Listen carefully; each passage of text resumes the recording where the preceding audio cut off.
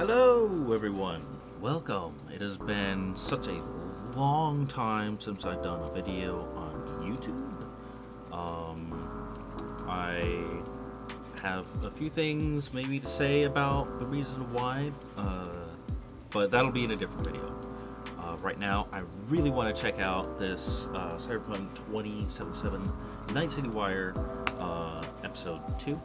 I think I watched the first one, but I only watched a small amount of the second one, and I am very, very excited to watch it. I've heard a lot of really cool things about it, and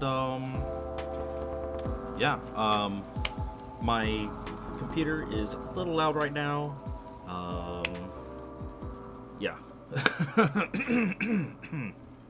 Well, without further ado, let us begin.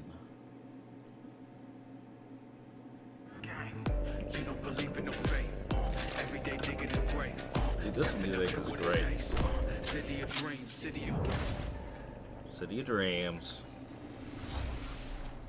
Hello and welcome to episode 2 of Night City Wire. This is the show from us at CD Projekt Red, where we talk about all things Cyberpunk 2077. In today's episode, we're going to be deep diving into Life Paths and showing you a brand new gameplay video, as well as having a chat to Philip from our quest team. Then we're going behind the scenes and taking a look at how I refused to bringing the band Samurai to life. And then we're showing you another new gameplay video and having a chat to Pavel, our senior gameplay designer, about just some of the tools of destruction that will be at your disposal. Very in Night nice. City. So let's get started. Street Kid, Nomad, or Corpo? Which will you pick first? Which one will I pick?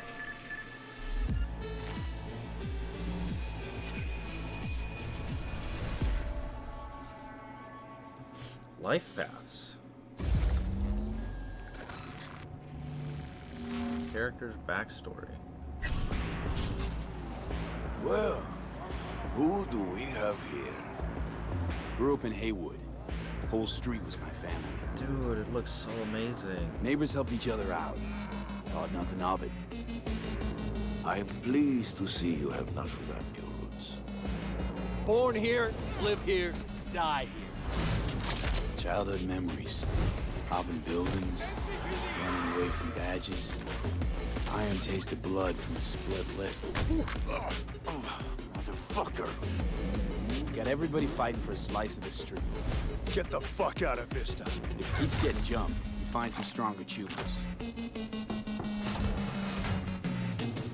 Do you want to spend the rest of your days Man. blasting scabs? Or become a legend overnight? Why does it Have look a so ride. good, For man? nature. Ready to get your cherry popped? Yeah, come on. Wait a minute. So you can childhood, start out the my game Racing my bobber for the first time in through the hills. different places? Oh, and first kiss in the middle of a synth cornfield. Wow. We nomads choose who to make our family. And choice forges strong bonds and a higher duty that stands solid as an old oak. Sure. My family's in pieces. That's why I'm headed for The Night City. backers. Makes you an outcast among outcasts. Miss this, you know? Camaraderie. I know. I saw it in your heart the first time we met. You know, looks like we'll be able to legit You know what I always start liked with about different nomads? Your taste, people as well. hunger for freedom. Or Not no, easy to maybe come not. by in Night City. Corp's got their grubby claws and everything. Corpo. I have those reports you asked for. They were supposed to be ready yesterday. The world's going to tear us apart when the word gets around. The world's never going to find out. Damn. If I High go tech. down, you're going down with me. No, I'm not fucking joking. This isn't a request, V. But no way you're fucked, right? You're the one who fixes other people's shit. If you're working Arasaka counter intel, you're always fucked. Trust no one. Today, they got you to zero somebody. Tomorrow, Don't get somebody else to zero you. What's the rules, Jack? Want to be top? So you will always Gotta have be some skin in the game. with Jackie, Yeah, but you're not on top. at least for a bit. Bro, Arasaka is. And you're the pendeja who keeps him there. Work for yourself, live for yourself. That's the only way. Ooh. Wait. How do I pause this? What if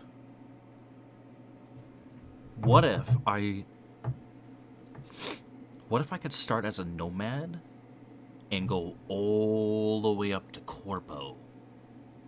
Dude. Or Corpo all the way down. Oh, it sounds way more fun to just, like, start from the bottom and work your way to the Philip, top. it is so good to see you again. It's actually been a while since I've had a chance to interview you about Cyberpunk. So I think for today, we'll start with a question that everybody wants to know. How does the path you pick affect your time in Night City? It actually affects your time quite a lot throughout the whole game, but let's start at the beginning, because basically our game has 3 different starts depending on your life path. As an example, if you choose the street kid life path, you have lived most of your time in Night City. You know the streets, you know the gangs, you know the slang, you kind of know what's going on in the, let's say, lower life aspects of the city, which can of course give you lots of good opportunities also later on in the game. But if you start as a nomad, you actually used to be part of a nomad clan and a nomad family. There's nomads that roam the deserts around Night City that we call the Badlands, actually value their family above anything. But for one reason or another, you actually left that family behind. And now the beginning of the game for you will actually be how to get into Night City and how to make a new life there. Then you can also choose to actually be a corpo and choose the corporate life path. And that basically means that you're not at home in the streets of Night City or in the deserts of the Badlands, but actually inside the boardroom, because you rose the corporate ladder of the Arasaka Corporation, which basically gives you the ability to sometimes, read between the lines, read people when they're trying to do business, which of course can give you many nice opportunities later on. So this isn't just about the start of the game. Can you maybe help people understand how this translates into the gameplay? So Corpo really will give you a lot of we make Cyberpunk a real RPG, stuff. And part of that is that you can play your character from the start to the end. And of course, we have these life paths affecting the beginning of the game, but we wanted to make it so you have your life path opportunities throughout the whole game until the game is over. And as an example, we do that by giving you additional options and dialogues. So I can give you one specific example. And this is a mission where you have to steal a flathead robot from the Maelstrom gang. Basically, those Maelstromers stole that flathead before from a corporate transport. And the owner of that corporate transport, Meredith Stout, wants you to do something else. And this is an optional objective. And even within that objective, we want to give you some options. So as an example, if you have a corporate life path, you basically know what Meredith Stout is really about. You can read between the lines, and you can get some additional options that maybe actually later enable you to do a completely different thing with the Maelstrom gang. And if you're a nomad, you know exactly some more details about how these Maelstromers would have even been able to steal a robot like that from Meredith Stout, who's part of the very powerful Militech Corporation. As a street kid, we, as an example, don't give you a specific new dialogue option in that dialogue, because as a street kid, you do not have a lot of experience dealing with higher-up people like Meredith Stout. Okay. But we want to give you additional options that fit your life path very well. So later, when you actually talk to the Maelstrom gang, one member of the gang offers you some illegal substance, but as a street kid, you actually know what this is about. You can talk some shop with him, and that might actually make that character like you a little bit more. So Philip, I do have a couple of extra questions for you based on the video we just saw. And the first is about nomads. So the nomad life path, this starts in a place called the Badlands. Is this somewhere you get to visit even if you don't pick nomad to start with? Yes, absolutely. So the thing is, Night City is surrounded by this huge landscape that we call the Badlands. And you can go there whenever you want. So as an example, if you actually do play the nomad life path at the start and you are in the Badlands, you can even see Night City on the horizon. Man. And we want to give you the option later in the game, if you want, you can just take your car and drive out of the city. You can go there whenever you want. Thing is, you might not want to, because the Badlands can be a pretty dangerous place at first, because time has not been very kind to the Badlands. There have been many wars in the past. There's global warming. So most people that do live out there don't really have another choice about it, or are nomads that love this life and are all about it and are very battle-hardened. We, of course, also want to tell their stories, because we want to tell many, many different stories throughout the cyberpunk genre, which means that you will also find missions that lead you out in the Badlands, or where you deal with the people living there. So Philip, can you tell us a little bit more about the character, Padre? He's the guy we see giving his business card to Street Kid V in the video. Who is this man? Yeah, so Padre is actually one of the fixers in Night City. And fixers are people that work as intermediaries. So if someone who has a lot of money needs a problem solved, they go to a fixer. And a fixer then finds people who can solve that problem. And these people are people like you, V, cyberpunks. Fixers are very territorial. So Padre specifically works from Haywood, which is where you as a street kid grew up in, so you already know him. You might have already seen another one of our fixers, who is called Dexter Deshawn, and he works in a different part of the city. So specifically Padre, you might know him as a street kid, but even if you played other life paths, you might sooner or later meet him, because he's operating in Haywood, which is a pretty big place with many good jobs. So if you want to make some cash there, I bet you will there's sooner like or later 3 deal with fixers. Padre. Philip, thank you so much for joining us. Now, on my first playthrough, pretty sure I'm going to be picking Nomad, but for those watching, we would love to know what you'll be picking, so have a think about it and send us a tweet. Don't forget that later in this episode, we're going to be showing you another new gameplay video and having a chat to Pavel, our senior gameplay designer, about just some of the tools of destruction that will be at your disposal in Night City. Dude. But before that, let's talk about I saw music, that sword in there. because music plays a huge part in I want bringing a Night City dude. to life. If I'm gonna be a Now, samurai, in future episodes, I'm we're gonna get a talk about samurai things sword. like radio stations and That's for even sure. the original score. But today, we're going to take a look behind the scenes at how Refuse to bringing Johnny Silverhand's band Samurai to life. Huh. So Johnny Silverhand is an actual character. People are saying that write these lyrics Johnny Silverhand is an AI. But it looks like he's an actual guy. So it's kind of interesting to get into like the mindset of who is this character and what would they write about, or what's their agenda. Really crossing into the It's interesting to try to like catch culture a language realism.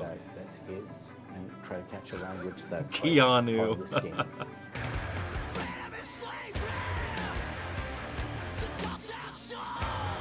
my god.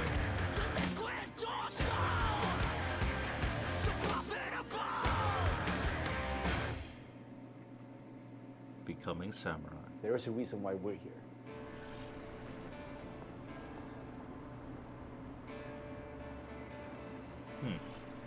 It was Piotr maybe who was a fan of the band. He knew Refuse and he knew my voice, and he said, "Oh, that's a perfect voice for Johnny." Johnny Silverhand.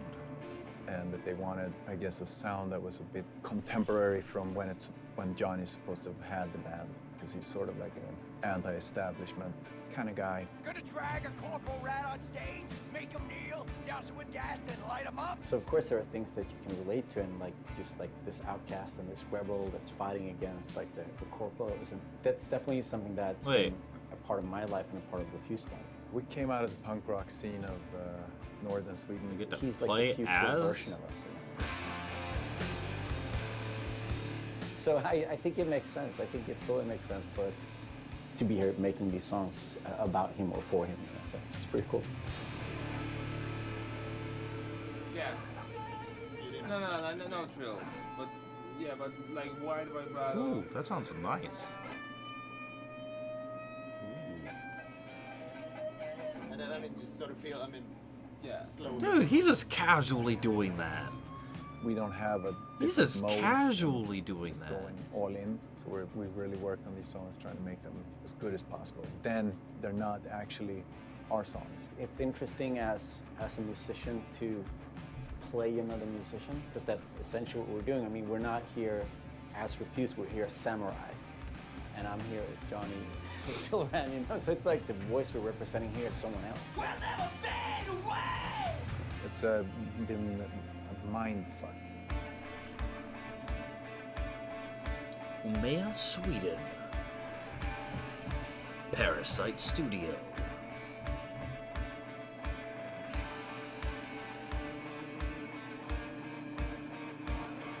Hey, I got some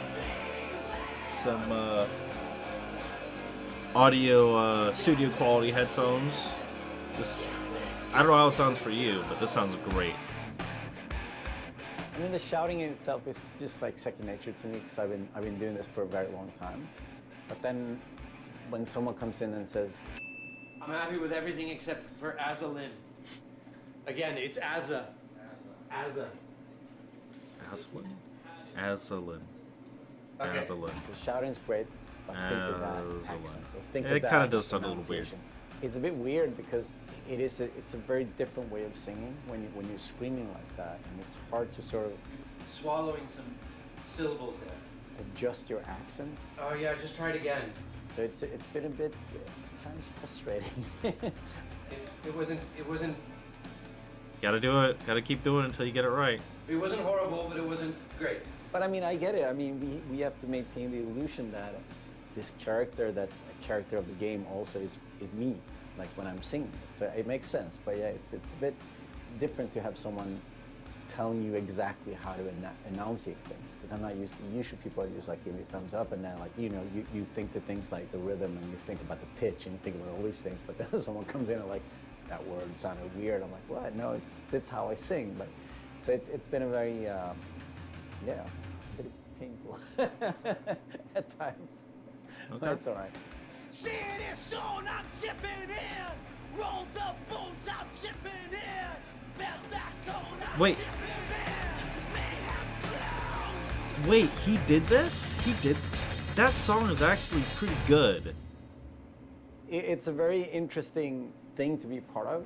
As a person that's not a gamer, I don't think I fully understand the impact that this might have. If people like these songs and if people are excited, then that's going to be great. You know, I was thinking, like, man, I just don't see him as being, like, just at all feeling like the sound of Johnny Silverhand, because we know that that is Keanu Reeves, and Keanu Reeves is, you know, clearly awesome. But that's just not how I would imagine him to be singing. But hearing that just now that that this guy did that song, then I think you know, I think it's fine. I think it's fine. I like the song, and if this is the guy singing it, seems good enough for me. I mean, we are spending a lot of times trying to get this right, trying to get it to sound like, you know, like samurai would sound, you know. So it's quite interesting. It's a very different way of making music, actually.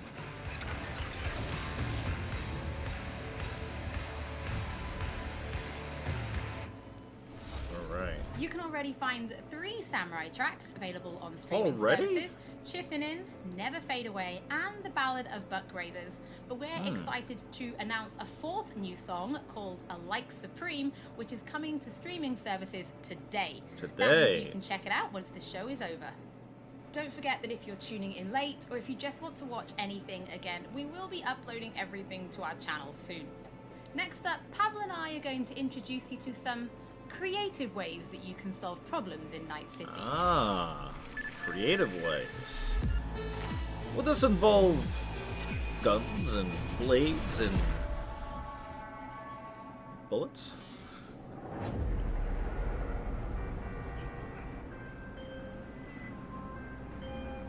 Hey V, I have a job for you. A client of mine is making an arms deal. He needs protection. Okay. It could get hot, very hot. The gun dealers are no strong. Very hot, huh? Alas, nothing ever transpires as planned with them. You better gear up for this. The red sword. Oh, look at those guns. Tech weapons. Piercing concrete like cardboard. Ooh. Damn! Ooh. Power weapons. Carnage. Damn. Shotguns. Wait a minute. I'm sorry. What was that? Throwables? You talking about like throwing weapons? Like ninja stars? Can we do that? Hey, ninja stars in the future could be cool. I don't know. Damn. Oh. Dude. That's just cheating.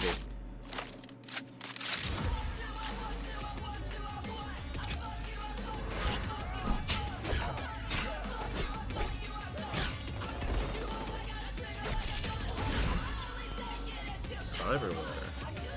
Oh, yep. Whew.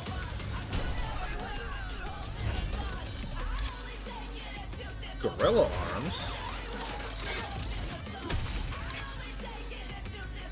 Projectile launch system? Damn! So, V, are you willing? Yeah, I'm in.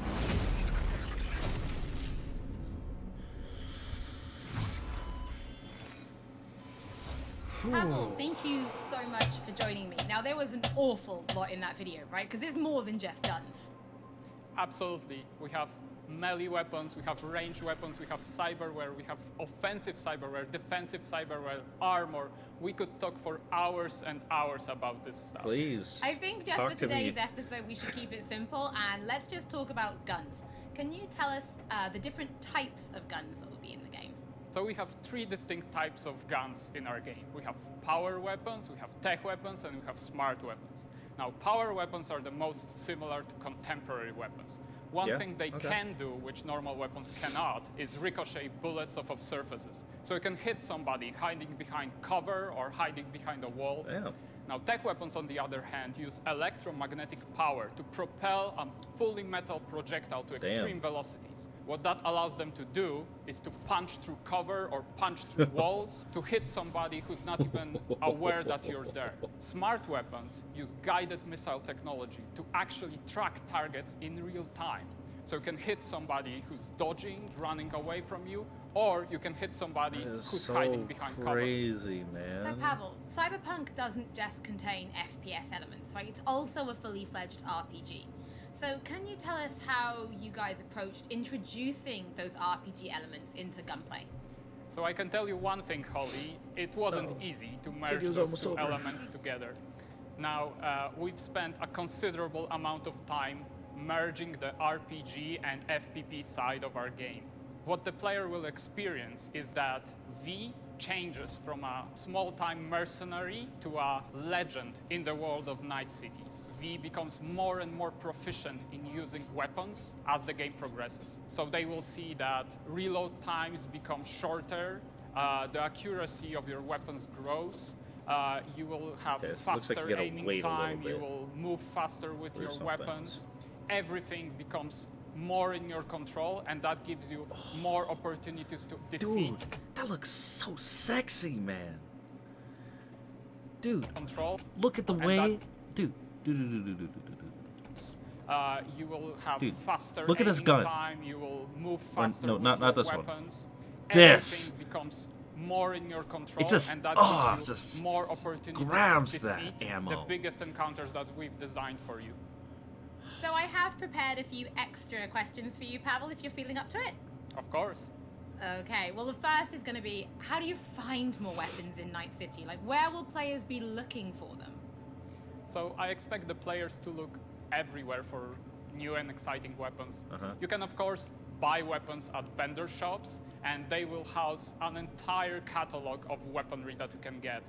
However, the best weapons that you can find will be taken from enemies or loot caches that we have everywhere in Night City. Cool. The weapons rarities range from common through uncommon up to rare and then legendary. And as they go in rarity, they actually climb in power. However, legendary weapons are very specific in such a way that they possess unique abilities that you will find on no other weapons in the game. The players will actually need to make some tough choices to find some legendary weapons, because maybe they need to choose whether to kill a person who holds the legendary weapons that they want, or to spare them because they like them as a character. So next question, let's talk about weapon modifications. What mods can people give to their weapons in completely Night City? miss out. So we have two weapons. types of modifications in the game. One of them would be modifications that we call attachments. So these would be scopes and silencers, and you can see them actually being attached to your weapon as you're playing the game. They give you statistics advantage, and they give you more opportunities in gameplay. The other part of mods would be software mods. Now these are basically small chips that you install in your weapon, and they actually change the statistics of the gun. They can give you damage, they can give you accuracy, or they can give you more fire rate. Some of those mods actually change the gunplay on a more fundamental level, so they can give you non-lethal rounds, biochemical rounds to tear through that armor even faster. So I suppose for my final question, why don't you tell us about your favorite weapon then? Which is your favorite weapon so far in Night City? Oh, there are so many weapons that it's hard to choose just one. But I can mention some manufacturers with their weapons that I absolutely adore. The first manufacturer would be Tsunami Defense Systems, who produces the sniper rifle Nekomata. That's a tech sniper rifle. That means that it can pierce through walls. So you can actually hit somebody who's hiding behind cover or who doesn't even know you're there. Of course, I also like a close quarters approach. And what that needs is a shotgun. One of the shotguns that we have in the game is Budget Arms Carnage. Now that thing is cast from pure steel and it weighs a ton. However, you can cut a person clean in half with it. Another shotgun that I absolutely love, it's for a more refined approach, I would say, is a smart shotgun, Kangtao Zhuo. That thing has 8 barrels, and that means it can track 8 targets independently. Now, killing an entire room was never simpler. Pavel, thank you so much for joining me. Thank you for having me. I'm actually pretty interested to see what kind of weapons people discover when they play Cyberpunk for themselves. Before we end episode 2, this is a reminder that those who wish to dive deeper into a lore can now pick up The World of Cyberpunk 2077. This is a brand new book created in collaboration with Dark Horse Books that will give you an extensive look at what makes Night City tick before jumping into the game this November. That's pretty cool for today's episode. Thank you so much for joining us. Don't forget that if you've missed anything or if you just want to watch again, we will be uploading everything to our channels shortly. Thank you so much for tuning in, and we'll be back with Night City Wire Episode 3 soon. Episode 3, I'm so excited for Episode 3. Is there Episode 3? Maybe? No, there's only 2.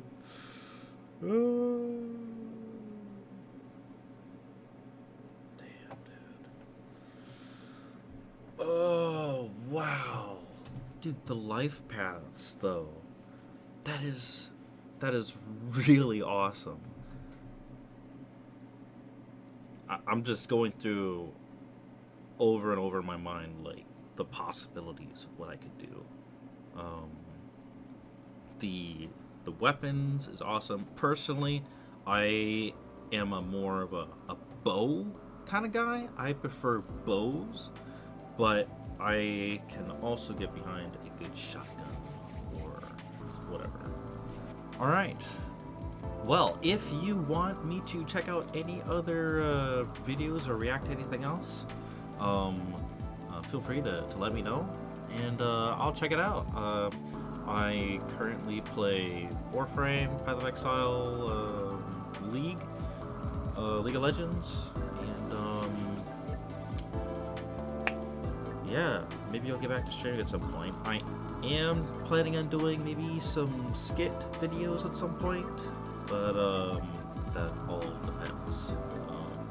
But anyway, feel free to stay posted for any videos in the future, and if you like this, please please like it, obviously, and subscribe. And yeah, I will see you again, and have a great one.